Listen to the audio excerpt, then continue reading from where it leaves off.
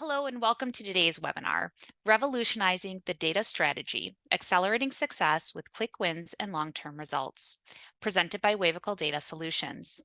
I'm thrilled to be your host, Bridgette Berry, Director of Marketing here at Wavical Data Solutions.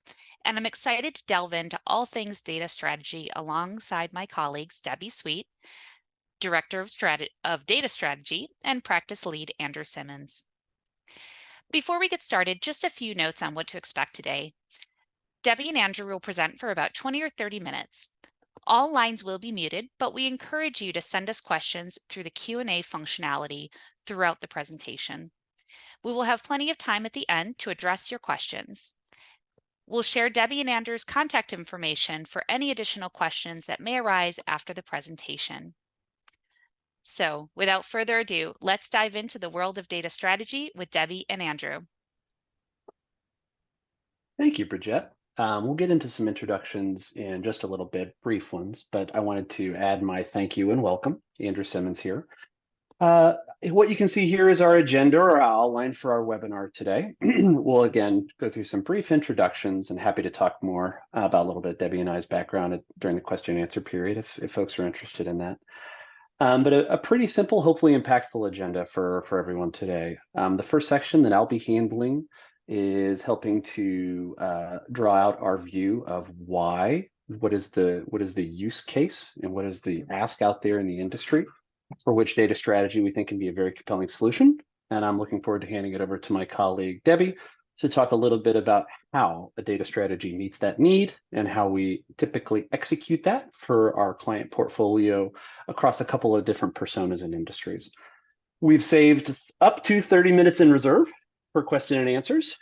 So we've distilled it down to our tightest, most impactful 30 minutes of content for everybody, and reserving a little bit of time for good question and answers at the end. Fulfilling the promise on introductions, but keeping it brief, as I mentioned, my name is Andrew Simmons. Thrilled to be here. I'm a practice lead at Wavical Data Solutions and the executive sponsor of our Data Strategy Center of Excellence here at Wavical. I've been in the industry coming up on 20 years, and have had a lifelong career-long passion for data strategy, probably up in the 20 or 30 count of data strategies that I've led, executed, delivered, and fulfilled. So looking forward to talking with you today. Chicago's home for me, married, 2 kids, and a very sweet dog. Debbie? Hi, welcome everybody. I'm Debbie Sweet, and I am Wavical's Director of Data Strategy. Similar to Andrew, I've got over 20 years of experience in data analytics and AI, from implementations to vendor selections to strategy projects to all kinds of other things in there as well, data governance and such. I live in Florida amongst the gators and flamingos and manatees. Thanks, Debbie. That's definitely a little bit of an improvement over my Chicago home, where we live amongst the rats in my alley and also other rats in my alley. Moving on to from the local flora and fauna. Just wanted to spend about 2 minutes with everyone introducing Wavical a little bit, so you guys can have some context as to the firm that's presenting you with this point of view. Wavical Data Solutions is a data and analytics consultancy focused on data, analytics, AI, cloud, and strategy. And we offer a number of variety of services underneath of that. We go to market industry centrically. We've experienced a fair amount of growth since our founding. You can see that growth kind of quantified there on the left. We're a technology agnostic partner, but we do develop strategic partnerships to help benefit our clients and bring expertise across those industries. You can see some of those strategic partnerships there in the bottom right. And another key piece that we always like to make sure folks are aware of, because it's really close to our DNA, is our support for diversity. Our founders are Indian, and our company kind of across the board and top to bottom. We've very intentionally grown our team with an eye on diversity across multiple dimensions, gender, et cetera. And that's a very important part of how we deliver success for our clients. In terms of those services, certainly won't run down all of these bullet points, but in terms of how we help enable our clients from a data, cloud, AI, and strategy point of view, we do have an offshore onshore model. with all of these services provided, kind of on both sides of the pond. You can see some of the areas we play. I'll draw attention to a couple. One is kind of that foundational management and infrastructure piece around data and cloud. So making sure you both have the right data fuel and the right engine in terms of infrastructure and cloud to take advantage of that fuel. And then also getting insights and actions out of that. So when it comes to advanced capabilities around AI or advanced analytics and data science, or more traditional descriptive analytics, and then making sure all of that information is compliant and secure, both at rest and in motion and across your ecosystem. But we're here today to talk more specifically about initializing all of those strategies through a data strategy. And I'm looking forward to talking to you guys a little bit about our view on why the case is so clear for the value a data strategy can have, we think, for organizations out there in the market. The first thing I'd like to draw your attention to is kind of an evolution that data projects have undergone, even in the last, 6 years or so. To those colleagues that have joined, that have been in the space for some period of time, you've navigated successfully several different hype cycles. I congratulate you. They do take years off your life, each one. But you'll also probably remember that some of those hype cycles are here to stay. When you think about things like cloud, when you think about things like advanced analytics, and you think about things like offshore, and some of the trends that have really shaped the data and analytics space here in the last 6 years. I'd say the main takeaway on this slide in terms of the opportunity or mandate that's out there is that data and analytics have evolved in importance from being kind of linear incremental value propositions sponsored by IT teams or co-sponsored by business teams in the 2000s. What we're seeing a lot, which means you need to be able to answer the bell, is that those projects have evolved to core strategic initiatives, initiating from the C-suite, initiating from the business. How can we revolutionize our supply chain management, our inventory management? How can we do customer journey better? How can we manage our inventory? How can we manage our patient care community? The core fundamental operating principles and functions of an organization are increasingly data fueled, have opportunities for optimization, and data teams are being asked to address these opportunities out in the market space. So on the quantifiable side of the equation, just to flash a few bit of numbers to put some money where the mouth is, obviously these things move around a little bit, but what you can see here is segmented out by industry, basically an EVR multiple.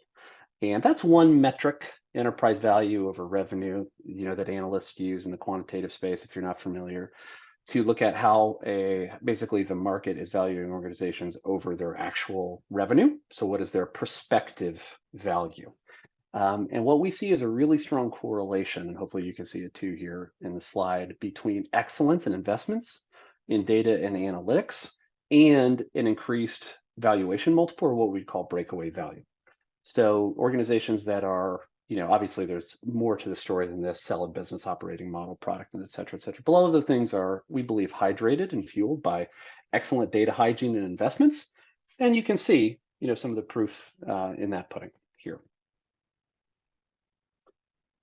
So then grinding it down even a little bit more specifically. So we've talked a little bit about the opportunity that's out there, and we've lifted up some candidates and some representation of who's doing it well, and the possibility of the lever to pull and the return on investment that you get from pulling that lever. But what about the industry more broadly, for everybody that's not on that slide that I just showed you? What's going on, with folks trying to tackle this ask that's out there? Well, this slide kind of speaks to that. Obviously there's a lot of different ways to capture sentiment and what's going on in the space, but we kind of, broke it down into 4 research areas. Ones were, are data and analytics projects successful themselves? Second, how can we measure how things are going on in the space by how long data leaders are holding their jobs?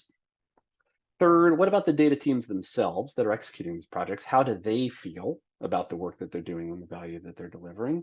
And fourth, what about customers, either internal business teams or external customers enabled by internal business teams that are receiving the value of data and analytics investments? How do they feel projects and solutions and strategies are rolling out in the data and analytics space?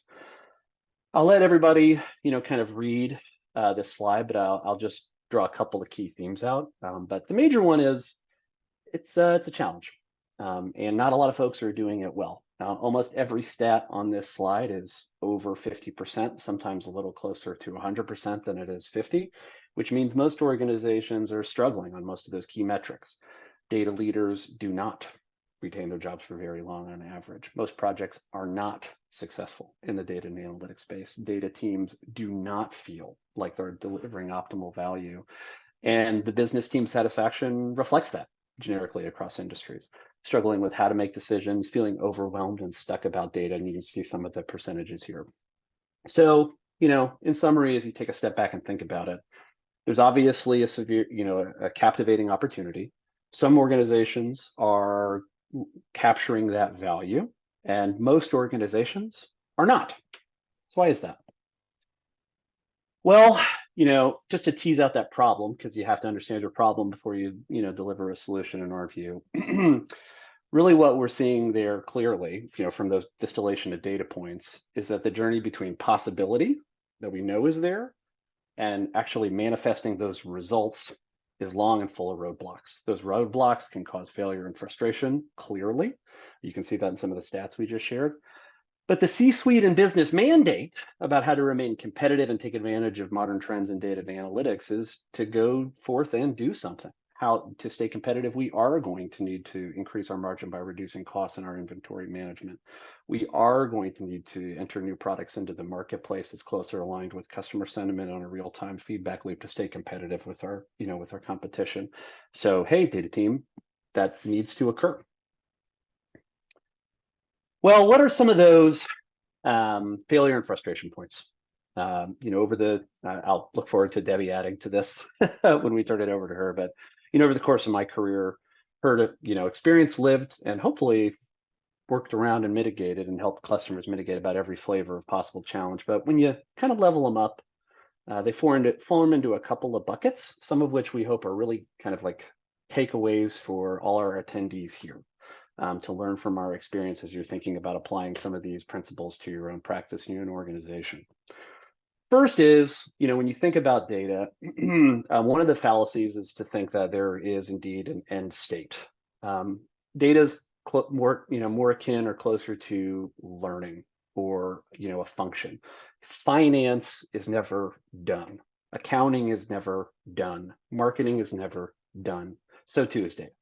It evolves, it changes, it meets new problems, and frankly, the business models that data supports and is supposed to fuel also change and evolve by necessity, requiring change and flexibility on the data infrastructure side as well. Relatedly, as you're changing, friction is a positive sign. Now, there's good friction and bad friction, of course, but change comes with a friction cost. We do what we can to minimize that, to build up stakeholder enthusiasm. But just because there is friction does not mean that you are, executing the process incorrectly. In fact, it probably means that you're advocating for positive transformational change. That doesn't make day-to-day any more stressful, any more stress-free and happier to live.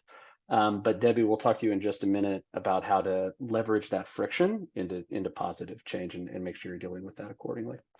Second and third, resources are limited, and that applies to data as well. But we do know, that data is a strategic priority.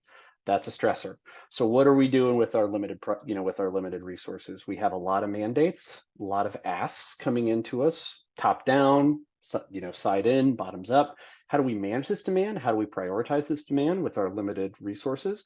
And particularly make clear to our stakeholders that are making requests that resources are limited and prioritization does need to occur. And how do we align that to the overall strategic vision? The third, last, and probably most important point is a excuse me, a pitfall that we see a lot of our customers falling into. So if you take nothing else away from this presentation, at least from my desk, I would encourage folks to take this away. And is that technology is not the hard part with data analytics. It is very hard, actually, but it is not the hardest and most important part. You cannot technology engineer, you can't build your way to data and analytics success. People and process, building the right coalition of stakeholders that are both, giving you demand, understanding the journey to deliver that, and then excited to receive it, use it, utilize it, and manifest a return on investment. Bringing them along on the journey and having the process to facilitate that, that's the most critical part, and also the most challenging. And part of why we believe strongly that a data strategy is a pretty perfect tool to help deal with that reality. I'll pause briefly there before I transition to tag my colleague Debbie in to see if she has anything quickly to add before we move forward. All right, great. Well, in that case, without further ado, I'll look forward to introducing Debbie. Hey, Debbie. All right, so now we get to move into the action section, how the data strategy can bridge that gap. So a data strategy provides what you need to get from those possibilities to the results. We mentioned technology is not the hard part, and that you need an integrated plan that crosses organization, process, and technology to unlock the real business value. And the best technology and tools, of course, have to be embedded within workflow and complemented by stakeholder communications, culture, change management, talent, skills, and sponsorship in order to actually move that needle. Next slide, Andrew.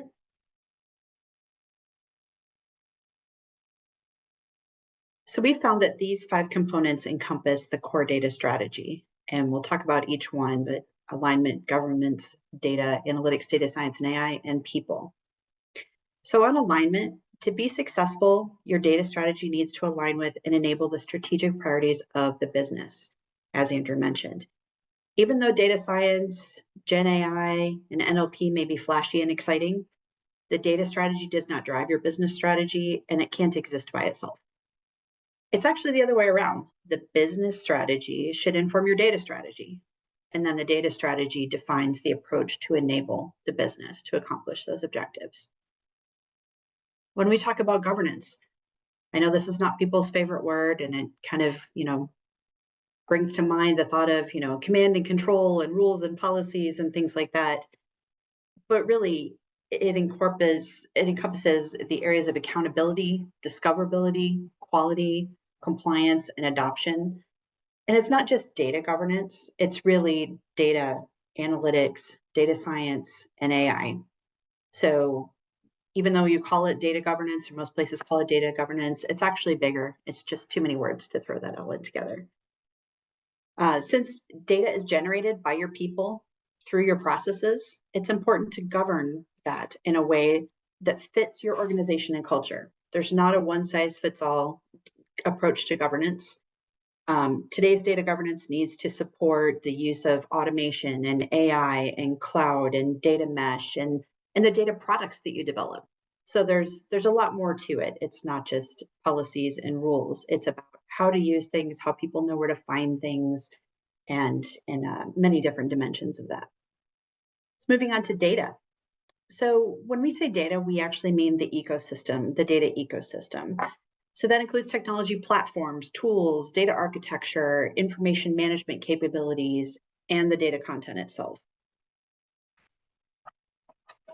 Every platform and every tool has its strengths and weaknesses.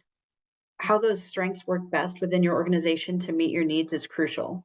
At one time, it was common to select a vendor or a platform for everything. At another period in time, the top organizations selected best of breed capabilities and integrated them.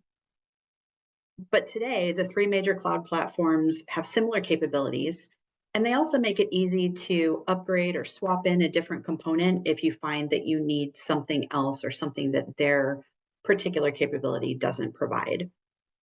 And when you think about the scalability of your data sourcing with as much data as we all have in our organizations today, you think about the quality of that data, data integration. Those are the core capabilities that consume your human and financial resources for the data-related initiatives.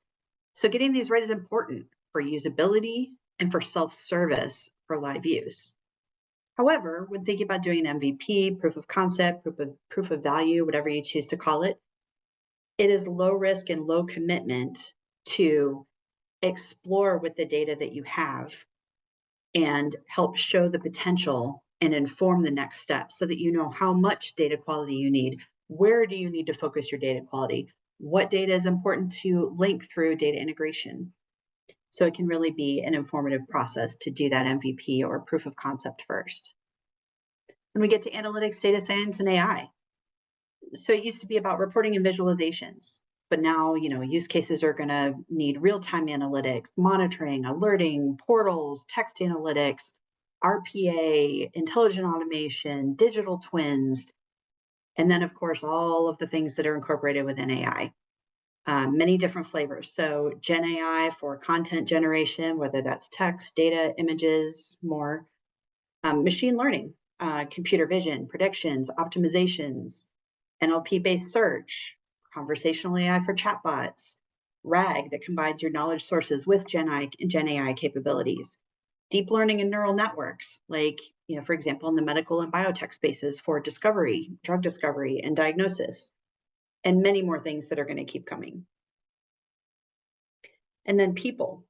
We have to obviously work with the people. Again, we said technology is not the hard part, and technology doesn't work in a vacuum. The interactions between people and technology, especially people in AI, and people in a data-informed decision-making culture need to be considered. So that gets you into areas like data literacy and fluency, talent and skills gap. How are you going to address that? Upskilling, reskilling, hiring, redefining roles, putting teams together in a different way. Agile and iterative approaches. Teams may have built everything in waterfall in the past, but hey, how do we have a team that is continuously improving on products and releasing products? Are we doing project management or are we doing product management? Or are we doing a mix of the two? How are we handling human AI collaboration? So responsible AI and, is AI allowed to put things out there in generative AI without a human looking at them? Things like that, and communications and the change management, looking at the user experience, whether you're talking about external customers or the internal employees who are working with it, things like that. They're going to need journey maps. How do we make sure that what we're doing, what we're going to be implementing as far as data related initiatives will be adopted? How are people going to use things? So really, there's a lot to consider, and a data strategy is not just about where are my data sources and how am I tying them together and what am I going to do with them? There are all these 5 different dimensions there. And so our data strategy approach encompasses all of those. Next slide, Andrew. So specifically how we deliver data strategy. So the first 3 items in here, the first 3 watches or pillars, however you choose to look at them, really the first 3 reflect the 3 different ways that we have delivered data strategies in the past and can do that. We do tailor the approach, and again, same thing as data governance. It's not one size fits all. So there's a traditional approach, which, kind of takes a look at what are your strategic objectives, your current state, your future or target state, and, basically a gap analysis between them and a roadmap. So you're going to get that with all 3 approaches. The traditional approach is basically, just that way that we deliver that over a period of time. The accelerated approach includes a proof of concept or an MVP in parallel with that strategy development. So you actually have something that you can show and demonstrate and kind of build excitement and momentum. And then the AI-led approach takes advantage of our experience and knowledge bases plus Gen AI to streamline the prioritization of your use cases, as well as architecture options and roadmap. So all of these approaches really coalesce your strategic business priorities, your current capabilities and your current data, the target state to achieve those strategic objectives, what that's going to look like, and recommended navigation of organization, technology, and process journeys to get there in an integrated fashion. So those are the first 3. Now, the 4th one, the data strategy review and refresh, we can also partner with you to review and refine an existing data strategy. So changes in consumer behavior, competition, partnerships, maturity of technology, all those things can result in revised or new strategic objectives for both the business and for IT. Maybe you have gaps in architecture or platforms or tools or how you work with stakeholders, governance, talent, culture, and the strategy that you have in place today. So a review and refresh can supplement and help extend the scope of your data strategy and the timeline for it to kind of bring it current and help see you through the next period of time. And then the last service here, a data strategy to execution. So if you've completed a data strategy project, say, with another partner, but you're having challenges in making it actionable, or if you need help gaining momentum with the implementation, that's how we can help you there. Moving from data strategy project completion into an implementation mode is not automatic. Obviously, you have to socialize the roadmap within the organization, translate it to the next level down, and that's where the realities of implementation emerge. So with our strong background and experience in implementation, we can help make that actionable and help you get moving along the path of implementing those enablers for your business.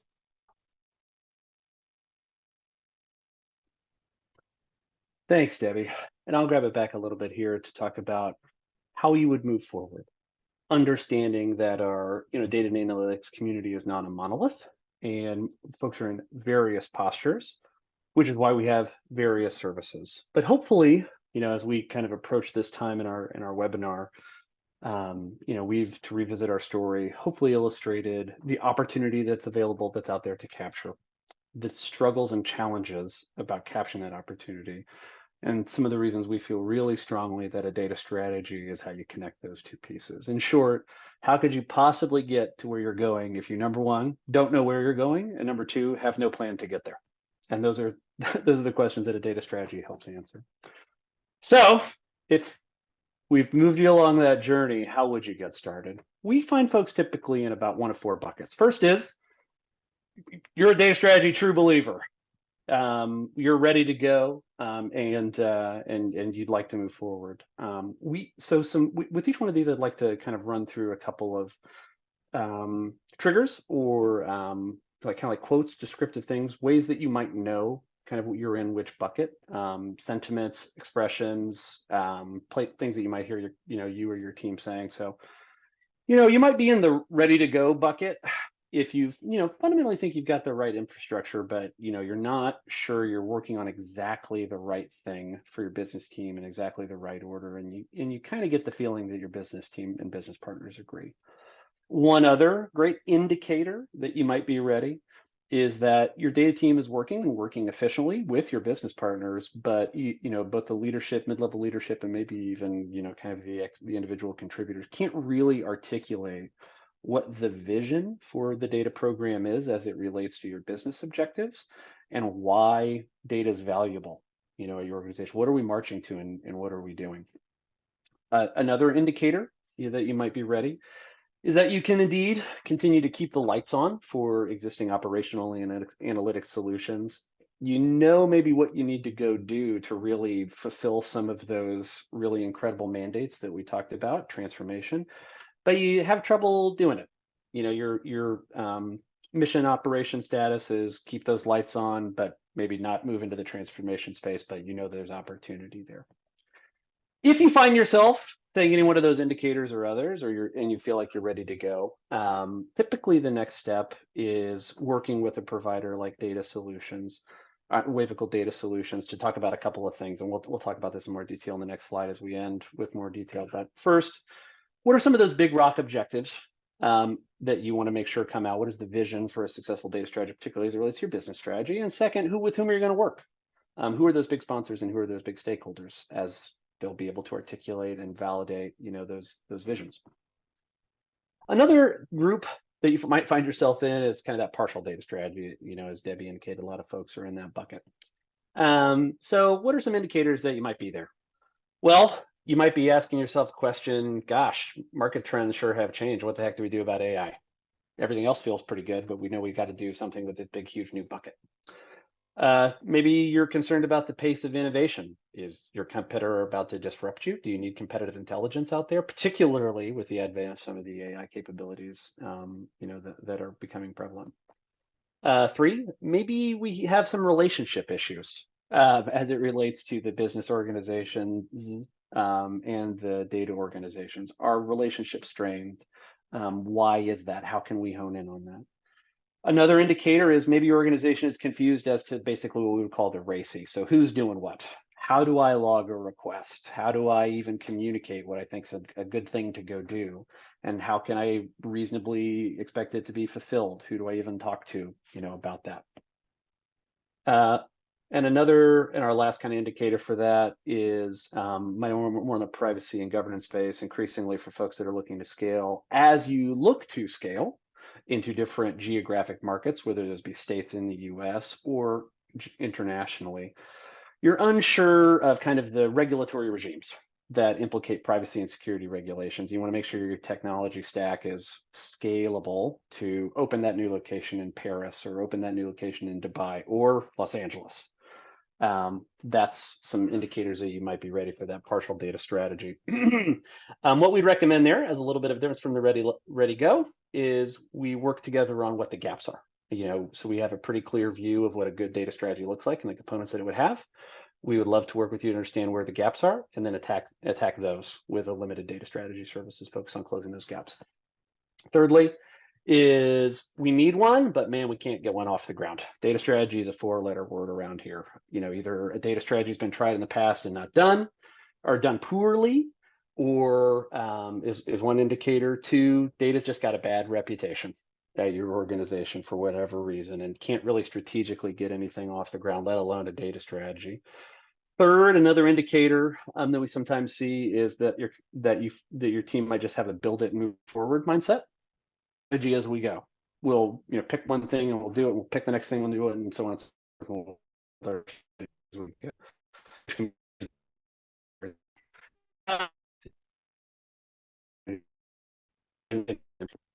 Andrew, it seems to me that you're having a little bit of breakup in your sound. Oh no. Thanks for letting me. I will speak a little clearer than that. If you could let me. Still breaking up a little bit. Debbie, would you be able to chime in?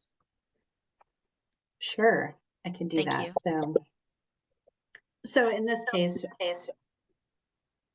now I have an echo. I think the technology might have decided that we're finished. How do I sound? You sound great, Bridget. All right, beautiful. Well, why don't I bring this home for us while we figure out our technical difficulties. Thanks everyone for bearing with us. Final thing here, you're just plain stuck. You don't know where to begin.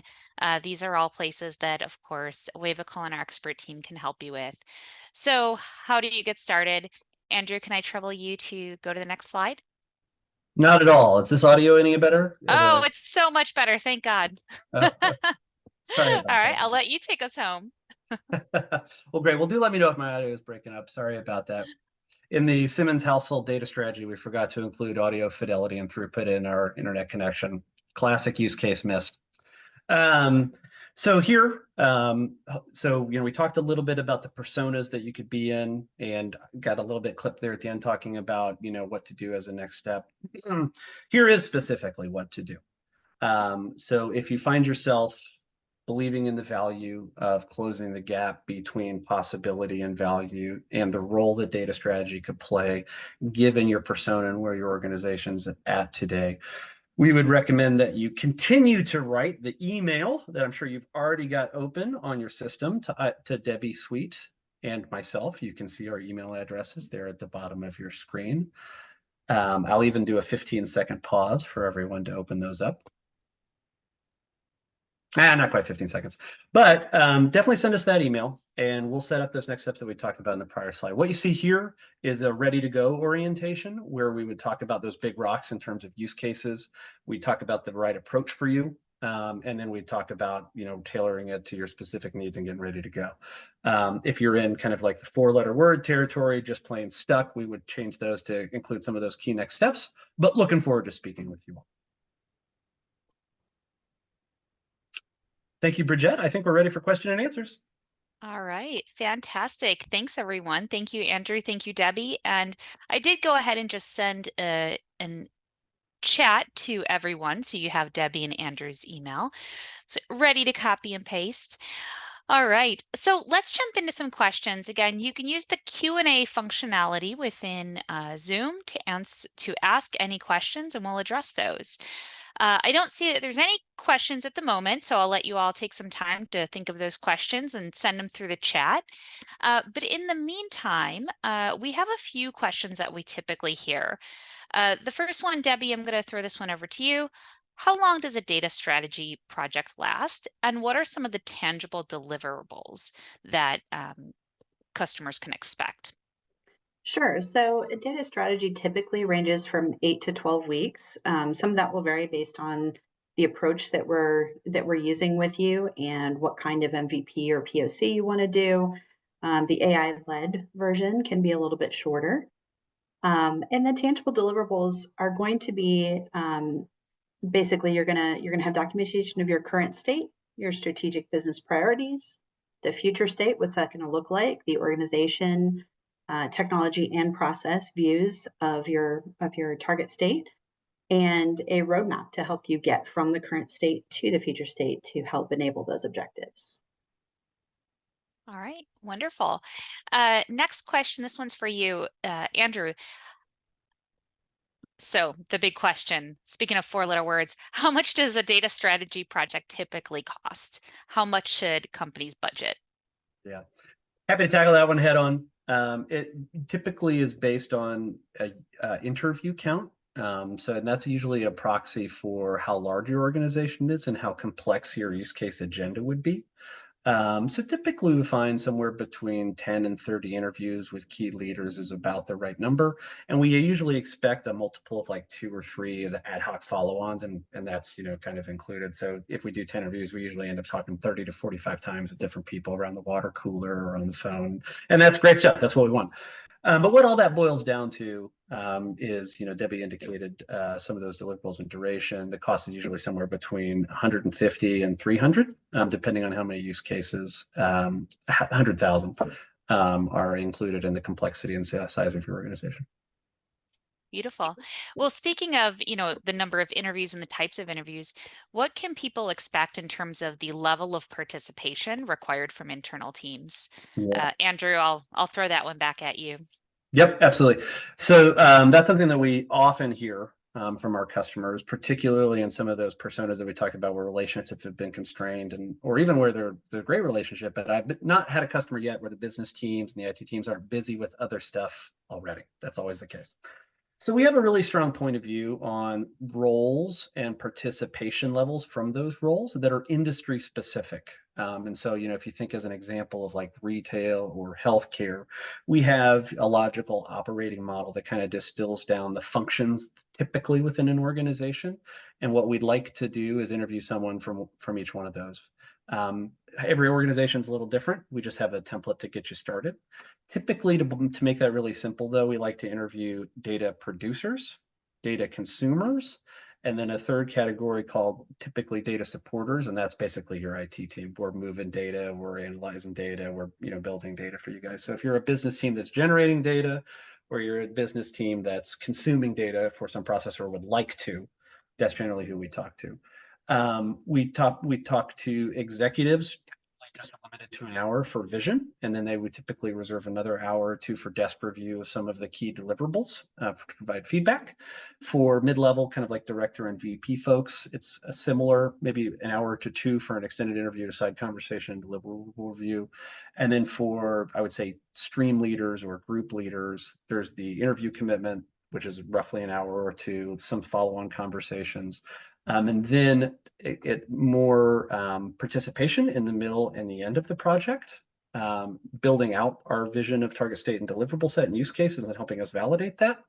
And then also helping us validate some of the roadmap recommendations we're talking about. So for those roles, it's usually somewhere between 4 and 8 hours a week. And we can certainly work around busy seasons and that type of stuff.